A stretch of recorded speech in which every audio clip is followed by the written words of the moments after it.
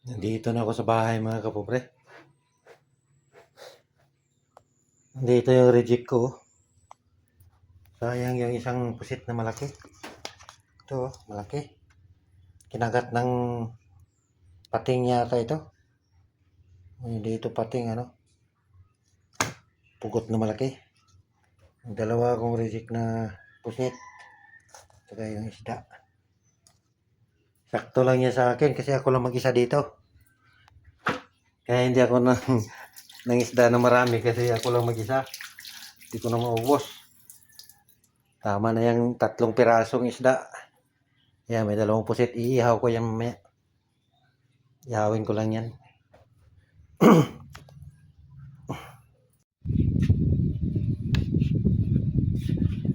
Mga kapobre, kain na tayo. Ay, luto na yung inihaw ko. Ito, inihaw ko. Inihaw ko lang lahat yung isda ko, pati pusit. Kain na tayo mga kapobre. Isaw-sawan ko may suka, kalamansi, at saka toyo. Hindi ko na nilagyan ng sili kasi maanghang na yan. Dati na yung may sili. Yung sukaan ko. Kaya maanghang. Kain tayo mga kapobre. So, konti lang yung kanin ko kasi tira lang ito sa binaon ko kanina.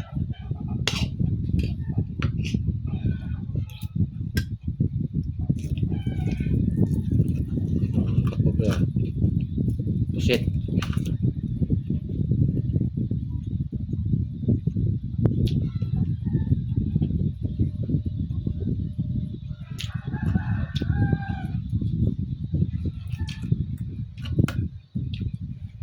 Pag kumpleto pang ngipin, mabilis kumain ito. Ako kulang ang ngipin ko.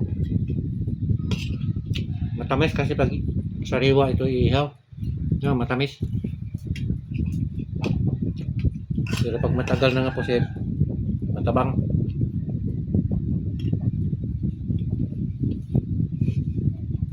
Kinakain ko nga itong inihaw nito, walang kanin.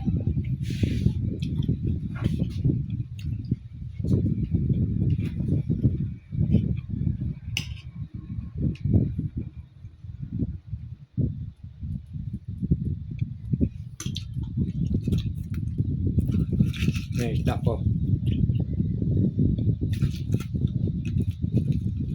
Yung matira nito, ulam ko na naman sa hapunan. Ako lang kasi dito mag-isa.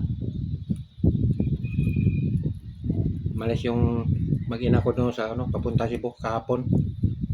Kahapon ng umaga sila malis. Ewan ko kung nakarating na ngayon Cebu. Kasi nag-tracking lang sila, walang barko. Ulibok ang barko.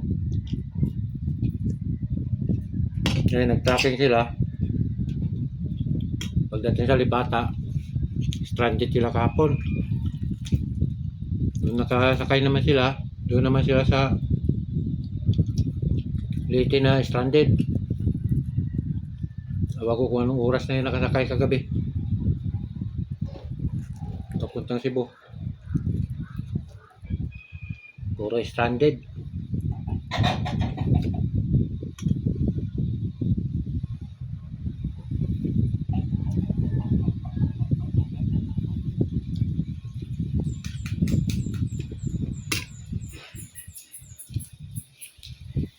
Matigas ng pusit pag ganito malaki.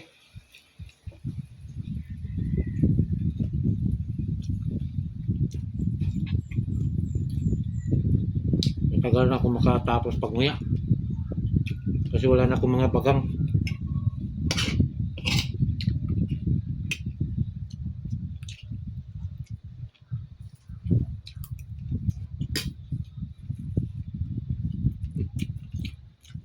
Tamis talaga mga kapobre.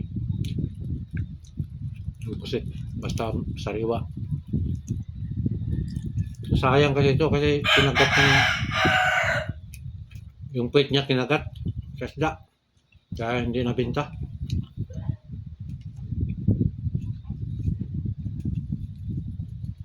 Pag mayroon kasi mga sugat yung pusit, hindi na binibili yan.